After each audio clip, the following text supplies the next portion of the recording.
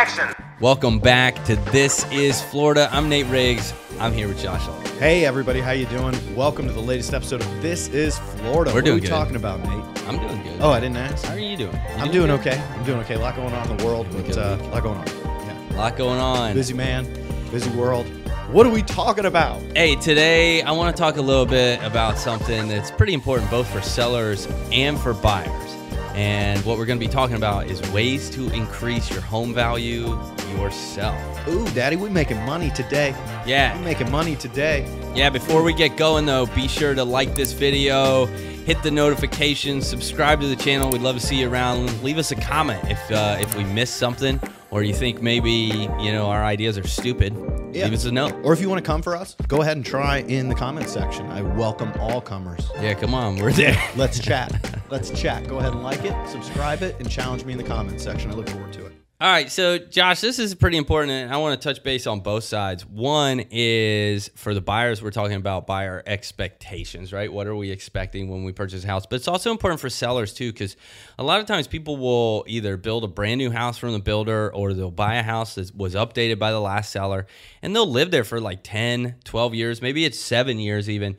In that time, they haven't painted the exterior, they haven't changed or updated the landscaping, and maybe just the styles and trends. They've gone, the home has gone out of fashion. Yeah, and something very important, and we've talked about it before here, is that a lot of younger folks, millennials, are entering the market or first-time home buyers, and maybe they're dreaming about what is in reality a $500,000 house, but they can only afford $300,000, something pretty normal.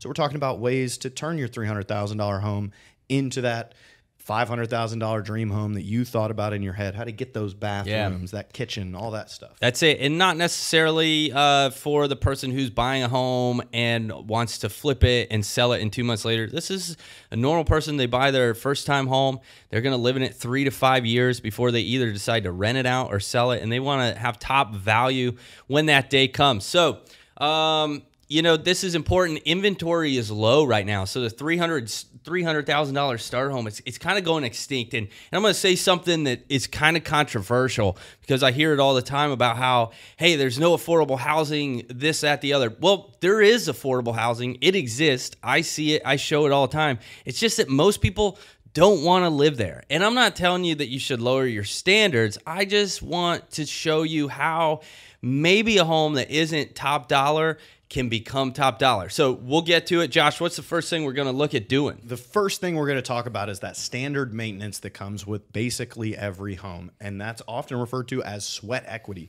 So that's going to be things like straightening pictures on the wall, tightening loose toilets, anything like that. What else? Yeah, would so fall under sweat equity. This is work, right? You bought a house. You're the homeowner. You got to take care of it. There's no more calling the landlord when the hot water tank goes out. So it's basically like stuff you can do. So we got a couple different things. Standard maintenance of the home, just like Josh said, those squeaky toys. All the time I work with sellers. We get a home inspection by the buyers, and then it's got a list of stuff like, hey, this toilet is squeaky. These cabinets are squeaky. The dishwasher, nobody screwed. They put in a new dishwasher, but they didn't screw it to the counter. All these little things that over time, if you're just taking care of this maintenance and you're doing them little by little, then 7 years later when you go to sell your home, you A, don't have to do them, and B, they've kept the value of your home. Another thing is your landscaping. Josh, when you first get a house, small trees, right? Tiny trees, they tend to grow. That's it. So you go out there, if you want to get a full-size palm tree, it's $1,000, and then you got to pay for the delivery and the install because you're not doing a full-size tree yourself. Yeah. But you could, when you first buy a house, go down to Lowe's or Home Depot and you pick up a palm tree for like $130, like a good size one. It's not a sapling. It's going to survive. Pick up 3 of them, plant them around the yard. Those suckers grow 2 to 3 feet a year. So now we're talking full-size tree in 5 years. And a lot of the things on our sweat equity list here are things that are basically like a Saturday project, Sunday project. You and the family, just you, can get together with a can of WD-40 and go around and fix all the squeaky doors in the house. You guys can go to the herbarium. What is it called? The plant nursery. I don't know. The plant nursery. You just go to the nursery. Plant nursery. Keep it simple. Get a plant. It's not, you guys can plant it yourself with a couple of shovels. We're not asking anybody to go out back and dig a swimming pool, but hey, I like to pressure wash on Sunday. Everybody also, pressure washing is good. That's another one. Keeping your driveway clean, keeping the outside of the house. And listen, if you don't want to do it, you know, I work with Freedom. They're a company in town. They do all the bug treatment, but they also have a service. It doesn't cost that much. The guy comes out like once a quarter, and he basically like dusts all the cobwebs, all of around the gutters, all that stuff, and it keeps it neat, and I don't have to worry about it. The other thing, the last thing on this list is some DIY trends. Now, I do want to caution you here. I see a lot of homes. They look great in the photos. They look good in the video, but by the time the buyer and me show up, they don't look so good. So if you're going to go after these DIY trends, maybe like shiplap walls or some other things like that, then make sure you're meticulous and really good at it. And I would suggest if you're not 100% confident in your abilities, that you outsource that work. Just pay a contractor to get that trend done. And absolutely, you can learn and accomplish a lot from YouTube, 100%. But a lot of times, if you have no experience tiling a floor, it is not going to look great the first time you tile a floor. It just isn't. So buyers can tell. So be very careful with that. Before we move on, Shauna and I have a great list. It actually breaks it down month over month. So it says, hey, January, knock out these items, February, these, and so on throughout the whole year. That way, you're not just waiting for your spring cleaning and you're overwhelmed because you got all these tasks and chores to do. You are a homeowner. You have self-responsibility. So you do need to knock these things out. And all this sweat equity will keep you from meeting with me and saying, hey, we want to sell our house, and me breaking your heart and saying, well, first you're going to have to write a $20,000 check to get this house like show ready. Yeah. Keep it show ready. You know, not like a model home, but, you know, up to date. So next up on our list, Nate, we've got minor cost things. So this is stuff that, hey, you're going to go to Home Depot or Lowe's. You may have to pay somebody to install it. It's going to cost you a little bit of money, but you're going to see an upgrade in your home's value, and 100% you're going to see an upgrade in its sellability. And that brings me to my first thing here, water filtration. Yeah, water filtration. I don't think that would be one of the first things I do, because hard water here in Florida is something that we've all learned to live with. But man, I like to drink it out of the tap. I don't like that out of the. Yeah, so we have a really good water softener, Josh, at our house. It's got a big unit in the garage. You can put it in the garage or outside. I have mine installed in the garage. I just felt like it's safer from the elements there. It might last me a little bit longer. And then under the sink is that reverse osmosis. There's like an additional 7 filters and a 3-gallon. It filters slow, and then there's a 3-gallon holding tank that's pressurized that you actually get your water from. This is a great system. Some of these can be pretty pricey, as much as like 8 or 10 grand. And I know you're like, well, I said minor costs. Well, some of them do have financing, and I know we're very minimal pushing any financing thing, but you can get them as low as like $50 a month, get this stuff installed, or you can go buy a $2,000 system. There's all different types, you know, there's many different types. So this category would also fall a little bit less expensive, but hey, paint, it adds up. If you want to paint your walls or paint your cabinets, small fixtures like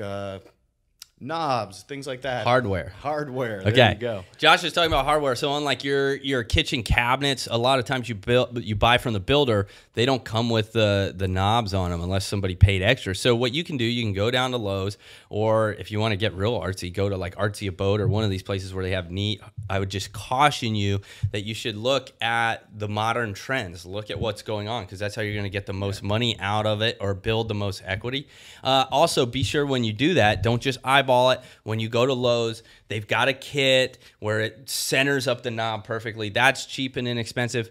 Also, paint on there. Those trends change over time. Make sure you do it good. I see a lot of times people rolled their own wall, and they also rolled the ceiling halfway around the room. So take your time and buy the correct supplies. That's one that, you know, most people should be able to, if you've never painted before, watch a 3-minute YouTube video, spend the money up at Lowe's, and you should be able to do that yourself. And absolutely. The last thing in this minor cost upgrades is going to be your smart technology.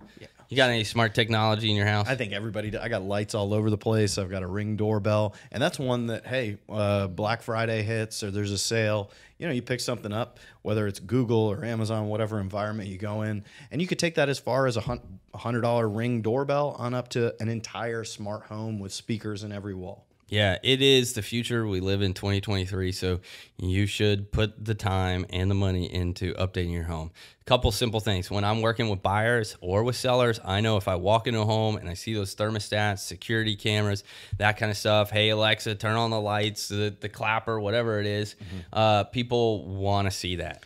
And this is one, as we're starting to spend money, we want to really think into the future. What are we looking to do with it? For example, I put a Nest thermostat system into my home, and then within a year ended up renting it out. So I bought the best thermostat I could, and then, wasted that money. Yeah, so maybe think about the future a little bit there too. Okay, cool. Moving on. Big ticket items. Hey, while you're here, if you like what you're seeing, make sure you hit that like button. Smash that like button. Go to NateRiggsOfficial.com. Read the bio. Hire your team.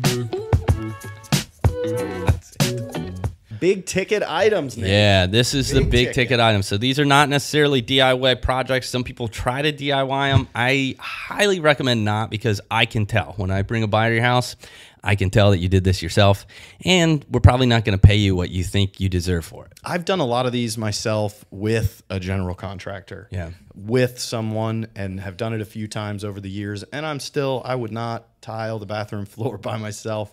I've tried and called in for help. Yeah, so let's talk about tile. So a lot of times you buy a house and it comes with tile by the front door and in the kitchen and the bathrooms, but then carpet throughout. You should get rid of that carpet. But you know what you should also do? Spend a little bit extra money and have them tear up that old tile too. I can't tell you how many times I go into a house and it's got 8 different floors, and right away the buyer's like, I am not buying this house. So what I mean is, if you're going to update the floors to hard floors, so you already got tile, but it's probably 5-7 years since it's been installed. So those color trends, those style trends are long gone. You probably can't even find that tile if you want to, which means you're picking another floor. So right away, you got 2 different floors in the house.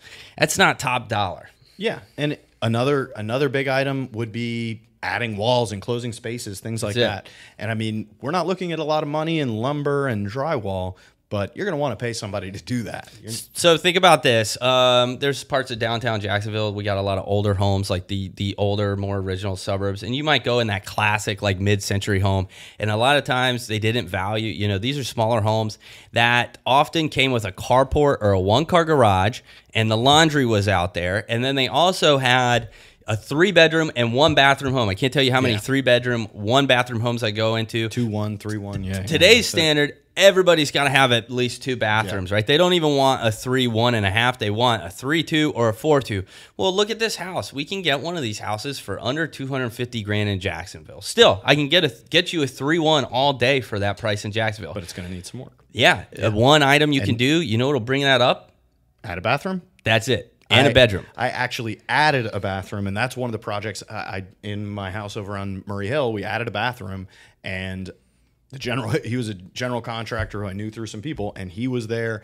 I was basically his assistant and learning a lot, but we added a bathroom. We framed it out. It was not cheap, but the value of the home skyrocketed. That's it. So what I would suggest doing, find that little 3-bedroom, 1-bathroom home. You're going to walk into the living room, kitchen. It's a small home, but it's a starter home. And to your left is going to be the 3 bedrooms and the bathroom. To your right is probably that carport or garage. You close in that carport or garage. You use the plumbing from the laundry room. Now you have a master bedroom and master bathroom, and you have a 4-2 split plan, which is a very desirable house.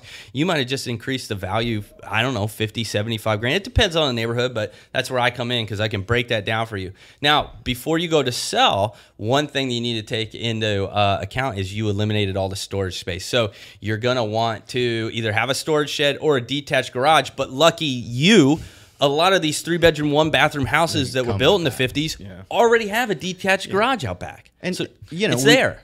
If we're buying a home like this, we need to treat it as it is. It's not a 1990s 3-2 with everything they wanted in the 90s. It was built in 1920 or whatever it was, and we got to make it fit us.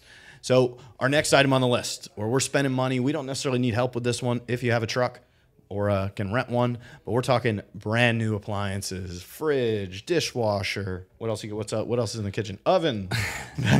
Yeah, so your appliances, countertops could go in that category too if you're updating the kitchen. Yeah. Kitchen's a big expense. Bottom line, here's what we're saying is, you should expect to live in your house 3 to 5 years minimum before you could even sell it and kind of break even.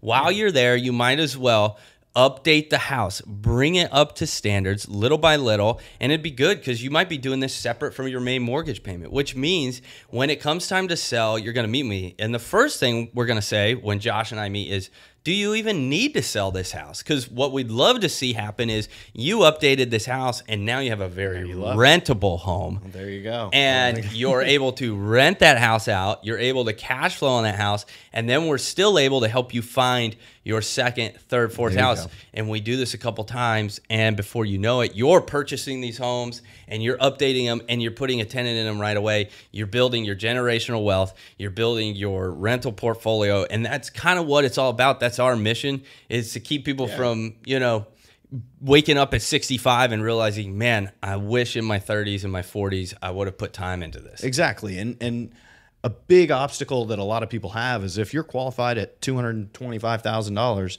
and you want XYZ in your house and you can't do that, well, maybe a better option than renting for 2 years is slowly saving up that money and earning it and doing it yourself and rolling up your sleeves and putting it in your home yourself. And you're going to do a lot better doing that and building it through sweat. Anyway, what else we got, Nate? I mean, that's pretty much it. It's pretty solid. The thing is, when you're out there shopping, it's not that we're telling you lower your expectations. We're really just telling you open your eyes and have some vision. Absolutely. And consider sweat equity an option. Make sure you do your maintenance all the time. If you're owning a home, continue to do that so that your property stays sellable. Yeah, spend that 20, 30 grand over a 7, 5, 10-year period, whatever it is, little by little, so that when we come over there and we meet with you, you know, it's not a big 20, 30 grand at one stop. Cool. All right, make sure you like and subscribe and tell us what you're interested in. Tell us what you disagree with. Give us information. We want to keep giving you the quality content videos that you guys are looking for. Right, Nate? Yeah, what updates have you done to your house or you're thinking about doing? Or if maybe some of the updates we talked about or didn't talk about, if you're like, is this a good idea? Ask the question in there. Yeah, do you live in a yurt? What's the maintenance like in that yurt? Talk to you soon. Thanks for stopping by.